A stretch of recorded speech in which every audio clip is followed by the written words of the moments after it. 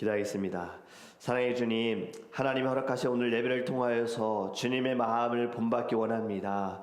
주님의 마음을 본받을 때 어떤 고난과 환난 가운데에도 우리 안에 감사가 있고 즐거움이 있고 소망이 있는 줄 믿습니다. 하나님, 오늘 하루를 살아가면서 주님의 마음, 주님의 그 뜻이 무엇인지를 알고 그 마음을 본받아서 오늘도 승리할 수 있는, 어제보다 더 나은 은혜가 충만한, 주님의 사랑이 충만한, 축복이 가득한 거룩한 삶을 살게 하여 주시옵소서. 말씀을 통하여 깨닫는 지혜와 돌이킬 수 있는 회개와 또 주님 앞에 엎드릴 수 있는 간절함을 우리 안에 부어 주시옵소서. 감사하며 예수 그리스도의 이름으로 기도합니다. 아멘. 오늘 우리에게 주신 말씀 함께 보겠습니다. 마가복음 2장 18절에서 22절입니다. 마가복음 2장 18절에서 22절입니다. 마가복음 2장 18절에서 22절입니다. 18절부터 같이 읽겠습니다.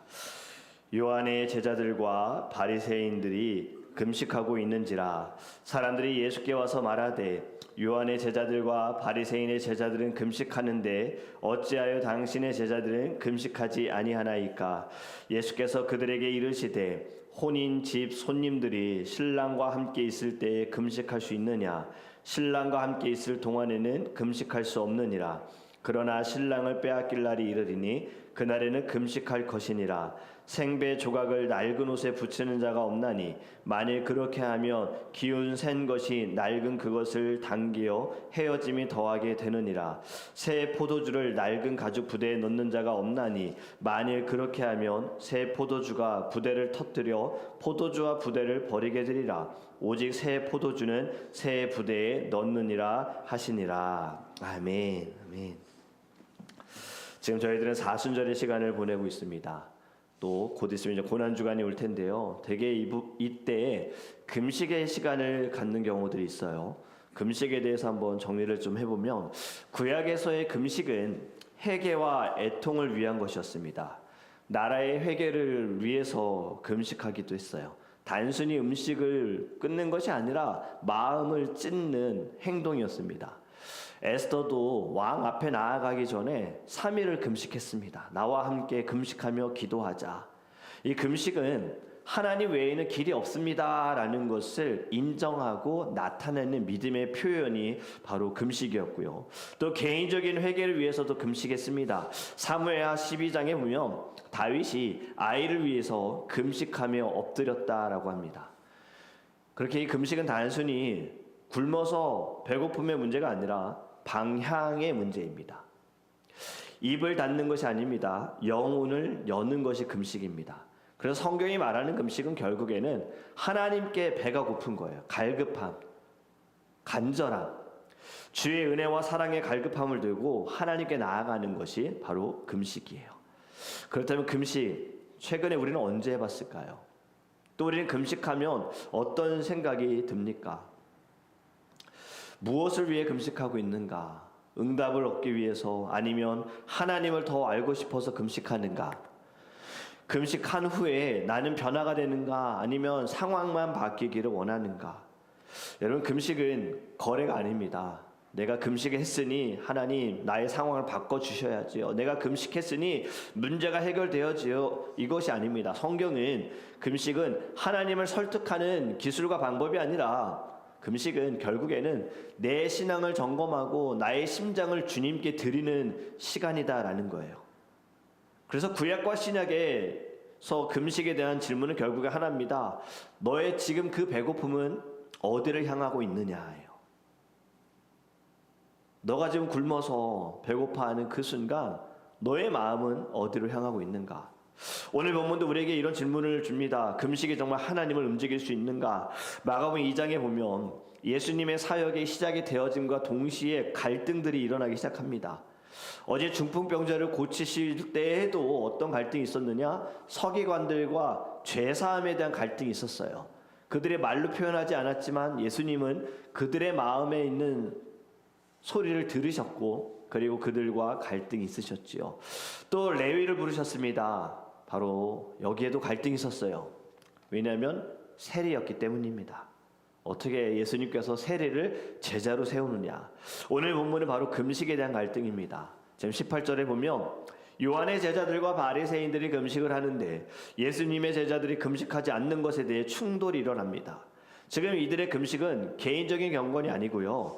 바리새인들의 금식은 굉장히 율법적입니다. 이들은 금식을 일주일에 2번씩 꼭 금식을 합니다. 세례 요한의 제자들, 이들은 회개와 함께 종말론적인 긴장 속에서 금식을 합니다. 마지막을 준비해야 돼. 이 마음으로 이들은 금식하는 거예요. 그런데 예수님의 제자들은 금식하지 않았다. 지금 바리새인과 요한의 제자들의 시선으로 볼 때 예수님의 제자들은 덜 경건해 보이는 거죠. 경건하지 않다. 왜 예수님의 제자들은 금식하지 않았을까? 예수님은 이렇게 정리하시는 거예요. 경건의 방식이 아니라 지금 구속사의 시기에 대해서 말씀하시는데 바로 19절과 20절에 말씀하십니다. 혼인집 손님들이 신랑과 함께 있을 때에 금식할 수 있느냐? 혼인잔치에 왔는데 금식할 수 있느냐? 물론 금식하시는 분들이 혼인집에 가서 저는 금식이니까 식사 못합니다 라고 하는 경우들이 있지만 여러분 지금 그 분위기가 중요하죠.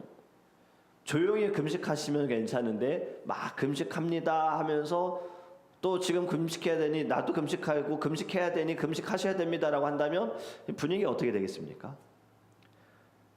제가 이런 경험했었다 그랬잖아요. 제가 총신대학교에서 사순절 고난주간에 저희 이제 신학생들이 있다 보니까 금식하는 사람들이 많아요.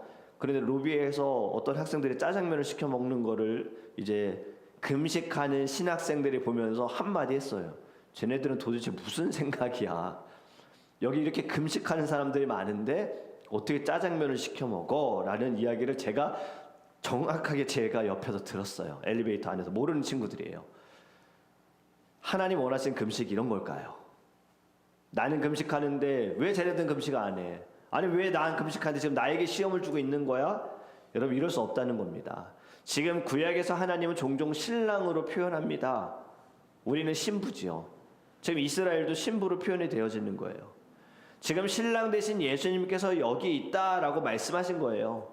지금 죄 사함에 대한 다음에 엄청난 이야기를 예수님이 하신 겁니다.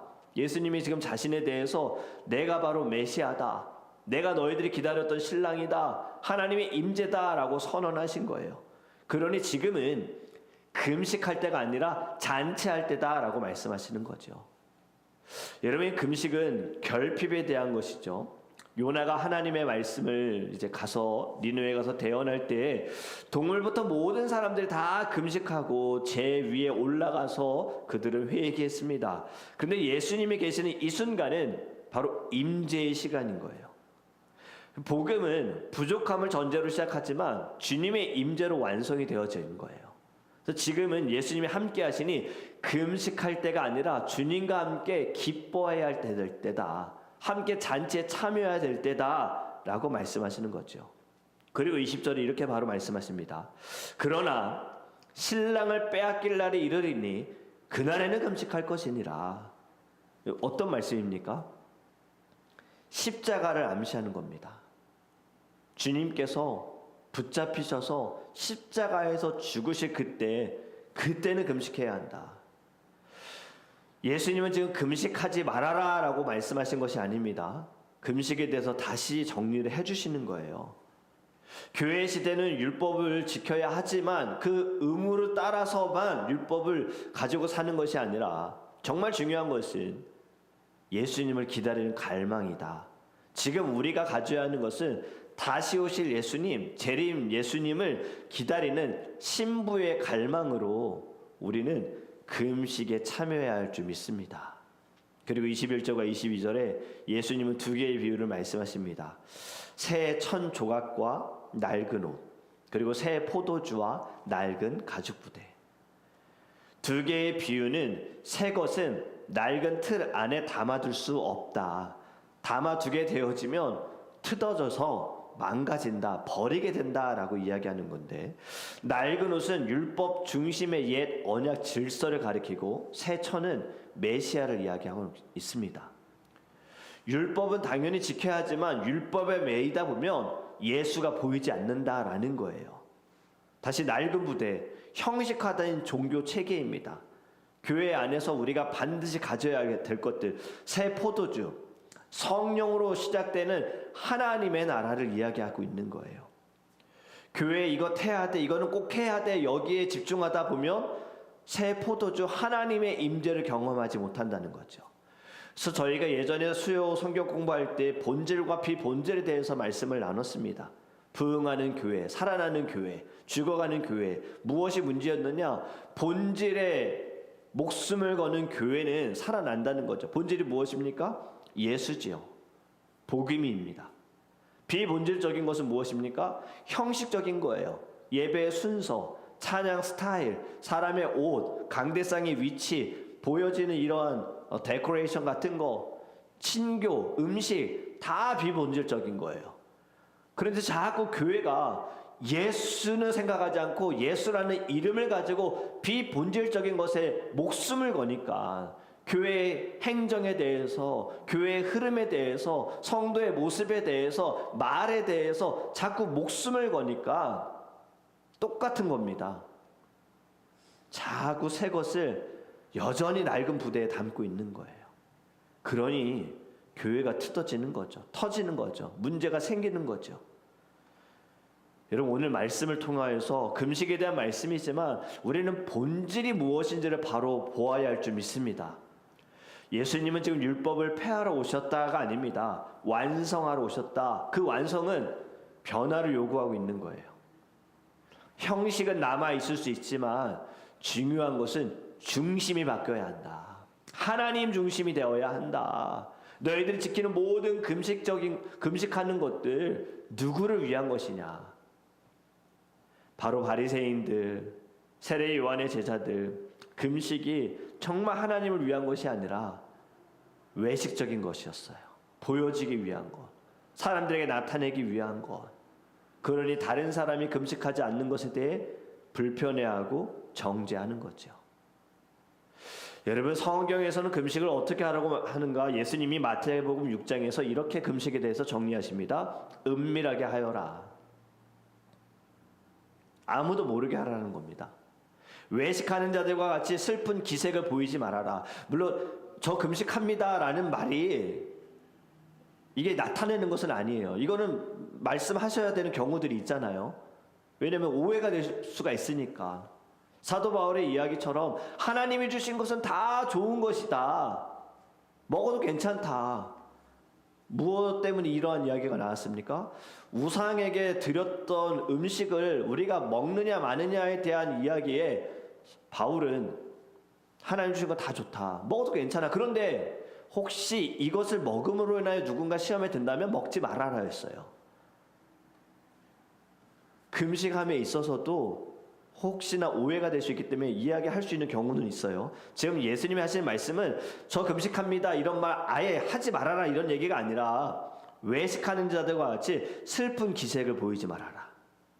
어떤 분은 금식한다고 하면서 막 수염 기르고 아무것도 하지 않으시는 거예요. 그러면서 막 티를 내시죠. 성경이 이렇게 말씀하죠. 얼굴을 흉하게 나타내지 말아라. 티내지 말아라. 보상은 하나님께 맡겨라. 금식은 보여주는 경건이 아니라 바로 숨겨진 사랑이다라는 거죠. 하나님을 사랑한다. 그러면서 금식할 때에 우리가 해야 할 것은 간절한 기도입니다. 하나님의 뜻을 구하면서 금식해야 합니다. 바로 사도행전 13장에 주를 섬겨 금식할 때에 성령이 이르시되라고 말씀합니다. 공동체가 함께 금식을 하는데 방향을 바로잡기 위한 금식이었어요. 그리고 이 금식을 하고 나서 주의 종이 세워지고 파송하는 일이 벌어집니다. 그렇게 금식이라는 것은 하나님 앞에서 결단함에 집중하기 위한 바로 믿음의 행위다라는 거죠. 마지막으로 금식은요, 절제와 자발적으로 해야 합니다. 구약에서는 의무적 금식이 속죄일에 있었습니다. 속죄일은 반드시 금식해야 합니다. 하지만 신약에서는 자발적이었다라는 거죠. 억지가 아니라 자원하는 심령으로. 율법을 지키기 위해서가 아니라 하나님과의 관계를 위하여서. 여러분, 우리가 살아가면서 정말 중요한 것이 먹는 거겠죠. 매일매일 누구든 이 고민할 겁니다. 이 고민 안 하는 사람들, 뭐 아이들만 안 하겠지만 다 고민하는 게 뭘까? 뭐 먹느냐겠죠. 오늘 뭐 먹느냐? 오늘 뭘 먹지? 뭘 먹어야 잘 먹었다고 소문 날까? 소문 낼 일도 없는데 꼭 우리 이런 얘기 하죠. 요즘 저희 집도 뭘 먹어야 되냐 고민이 아이들 뭘 먹여야 되느냐예요. 이유식을 뭘 해야 되느냐, 이루에게 뭘 먹여야 되느냐, 막 이런 고민합니다. 왜냐하면 먹지 못하면 힘들잖아요. 금식 해보셨으면 아실 겁니다. 정말 힘들잖아요. 근데 여러분, 요즘에 교회 안에서 우리가 신앙생활하면서 조금씩 사라지고 있는 것들이 있어요. 철야. 요즘에는 철야가 많이 사라진 것 같아요. 철야가 뭡니까? 밤새도록 하나님께 매달리는 거죠. 철야 예배. 예전에 금요 예배도 저녁 9시에 시작을 해서 되게 막 새벽 1시, 2시에 끝나는 경우들이 있었어요. 그래서 금요 철야 예배였습니다. 근데 요즘에는 이 철야 예배가 없어지고 있어요. 왜냐하면 힘드니까. 성도님들이 힘들어 하시니까. 저녁 9시부터 새벽 1시까지 예배드리면 그 다음날 삶에 지장이 있다고 하니까 이제 조율을 하는 겁니다. 이게 제가 나쁘다고 말씀드리는 게 아니에요. 조율할 수 있어요. 맞춰갈 수 있어요. 더 많이 모일 수 있는 시간들이 필요하고 또 철야한다고 하나님이 응답하시고 이런 것은 아니기 때문에 제가 지금 드리는 말씀은 간절함입니다. 간절함.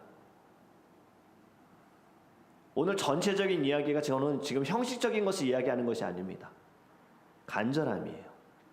철야 기도하는 것은 간절함이에요. 누가 이렇게 기도했습니까? 한나가 기도했잖아요. 교회에 와서 엎드려서 그냥 조용히 앉아 기도한 것이 아니라 이리 구르고 저리 구르고 막 돌아다니면서 기도하니 엘리 제사장이 볼 때 술 취했다고, 술 취한 사람의 모습처럼 기도했다라는 간절함이 있었던 거죠. 금식도 여러분 간절함입니다. 먹느냐 안 먹느냐 문제 아닙니다. 지금 이러한 것들이 사라지고 있다는 건 결국엔 점점 간절함도 교회 안에 없어지고 있는 거예요. 그냥 시간 지나면 해결되겠지, 시간 지나면 알아서 되겠지, 이런 마음. 이제는 우리 안에 다시 한번 이런 간절함이 있어야 합니다.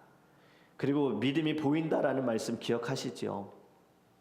4명의 사람이 중풍병자를 데리고 온 모습을 보면서 저들의 믿음을 보시고 라고 하신 것처럼 우리들의 믿음을 보시는 주님께서 중심을 보시지만 결국에는 여러분 이러한 간절한 행함이 우리 안에 있어야 할 줄 믿습니다. 우리 교회에 이제 오셔서 예배를 몇 번 드리시다가 하나님의 품에 안 계신 우리 김요한 목사님 아실 겁니다. 이제 아프셔가지고 마지막 말년에 또 후배 목사님 교회 와서 한번 힘을 주시고 싶다고 이렇게 오셨는데 그분은 한 달에 한 번에 꼭 금식하셨어요. 바로 매달 1일 금식을 하시면서 그 금식한 날에 금식한 먹지 않은 음식의 값을 어느 정도 계산하셔서 헌금을 드리신 거예요. 그리고 그분은 자녀가 있음에도 불구하고 아이를 입양하셨습니다. 그래서 말씀으로 믿음으로 잘 양육을 하신 거예요. 왜 금식을 하셨을까? 이분은 이제 교수님이시면서 학생들에게도 꼭 이야기하셨습니다. 때가 되면 금식하라고, 금식을 해야 한다고. 그것이 무엇인가? 금식해야 응답이 아니라 너의 마음에 하나님을 향한 마음이 얼마나 있느냐라는 것을 보기 위한 거죠. 40일 금식 기도하시는 분들도 계십니다. 저는 3일이 최대였어요. 3일도 쉽지 않았는데 40일? 계산해보면 3일을 몇 번을 해야 됩니까? 벌써 열 몇 번을 해야 되는 거잖아요. 쉬운 것이 아닌데 어떻게 이렇게 금식하는가? 간절함이 있는 거예요. 이 금식의 시간을 통하여서 다른 것은 내려놓고 주님께만 집중하는 것. 밥만 안 먹고 내가 원래 하던 거 다 하는 거. 내가 한다라는 일이 이야기가 아니라 하나님께 집중하지 않았던 것들. 밥은 안 먹는데 여전히 게임하고 있고 여전히 내가 원하는 것만 한다면 금식 안 하는 게 낫죠. 이건 금식이 아니죠. 진정한 금식은 먹느냐 안 먹느냐가 아니라 나의 삶의 가장 중요한 것을 내려놓고 하나님께 집중하는 것이 진정한 금식이다라는 거죠. 그래서 현대에 와서는 이제 금식이 말이 바뀌었잖아요. 미디어 금식. 사순절이 되어지고 고난주간이 되면 교회마다 미디어 금식을 합니다. 요즘에는 왜냐하면 너무 미디어에, 핸드폰에, 유튜브에, SNS에 사로잡혔기 때문에 이제 금식하자. 하루에 1시간만이라도 금식하자. 이렇게 운동들을 하고 있어요. 여러분, 우리도 이제 진정한 바른 금식을 하기를 간절히 원합니다. 절제하시면서 하나님께 집중하세요. 특별히 사순절 기간에 여러분 주님께 집중하시기 원합니다. 이 새벽에 무릎을 꿇는 이유도요, 의무적인 것이 아니었기를 바랍니다. 그리고 내가 무릎을 꿇었으니 하나님 응답하세요가 아니라 주님을 위한 사랑의 시간이 되어야 하는 거예요. 그래서 금식, 하나님께 배고파지는 선택입니다. 내가 굶는 동안에 나의 욕망이 주님 약해지게 해주시고 나의 죄가 사라지게 하여 주시고 하나님의 음성이 더 크게 들리게 하여 주시옵소서. 이것이 바로 성경에서 말하는 바른 금식인 줄 믿습니다. 금식할 때 딱 이것만 생각하셨으면 좋겠어요. 내가 무엇을 끊어야 하나님의 음성이 들릴까?